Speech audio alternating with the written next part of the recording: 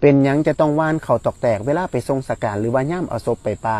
สังเกตบ่ครับในขบวนแห่ศพเวลาเอาไปที่โคกพิปหลอกหรือว่าเอาไปวัดไปเม่นเนี่ยเพิ่นสิมีพ่อใหญ่นึงถือกระคุหรือบ่ว่ากระสิเป็นกระตาก็ได้ในหันกระสิมีเขาตอกแตกครับเพิ่นสิยายไปน้ำสายทางมองนี่เป็นปริศนาธรรมสอนคนเป็นเลยครับสอนหมู่เฮานี่ล่ะเขาตอกแตกนี่เฮ็ดมาจากข้าวเปลือกเอาไปคั่วซึ่งข้าวเปลือกเนี่ยคันแม่นบ่เอาไปคั่วเนี่ยเราก็สามารถไปงอกงามได้เด้กลายเป็นข้าวปลูกในอนาคตก็ได้งอกงามขึ้นมาเป็นต้นเขาเป็นห่วงเขาให้เขากินได้แต่เมื่อเอามาขวปุ๊บเหมือนชีวิตของคนเฮาเดินมาถึงจุดสุดท้ายถึงเมื่อวันตายไปแล้วก็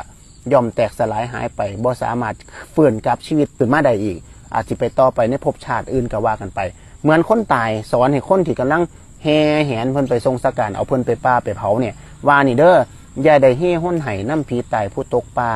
ให้น้ำหมอกกระเบื้องยั่งสิได้ใส่แกงชีวิตของคนเฮามูเจ้าก็ต่อไปในอนาคตก็สิเป็นแบบคอยนี่ละก็สิตายคือกันคือสอนเฮาอันนี้คือนัยยะแบบที่หนึ่งแบบเข้าใจง่ายๆแต่ว่าคันเปรียบเทียบให้ลึกซึ้งมีบางครูบาอาจารย์เพิ่นก็เปรียบเทียบว่าเปรียบเสมือนเป็นแรงบันดาลใจให้เฮาเนี่ยมีความหวังให้ประพฤติวัดปฏิบัติธรรม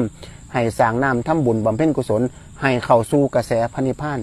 เข้าสู่กระแสพระนิพพานก็คือหยังโสดาบันสกิทาคามีอนาคามีอรหันต์ก็คือเป้าหมายสูงสุดของศาสนาคือการละกิเลสให้ได้เพราะถ้าเฮาละกิเลสได้แล้วปุ๊บแสดงว่า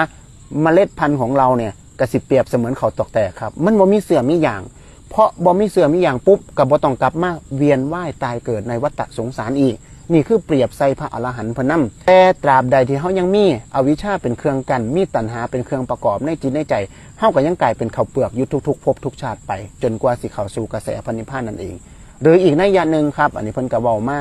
ว่าเป็นการให้ทานหรือทำบุญครั้งสุดท้ายของผู้ตายรวมถึงญาติของผู้ตายนั่นแหละคือเอาเขาไปว่านให้พูดผีปีศาจให้เปรตให้อสุรกายแนวบ่เห็นโตเนี่ยได้รับจ่ายท่านตัวนี้ซึ่งเขากับมองบ่เห็นแต่สิ่งที่ได้แน่นอนก็คือไก่หนูที่อยู่น้ำสายทางก็ได้กินอันนี้ก็เป็นอีกมุมมองหนึ่งนั่นเองนะครับฉะนั้นการว่านเข่าตอกแตกตามสายทางมีปริศนาสอนทำให้เขาย้อนกลับมาสอนใจเฮาว่าสักมือหนึ่งเฮาก็สิกลายเป็นเข่าตอกแตกบ่สามารถฟื้นชีวิตกลับมาได้แต่การเป็นเข่าตอกแตกของเฮาต้องเป็นเข่าตอกแตกแบบที่สองนะครับคือ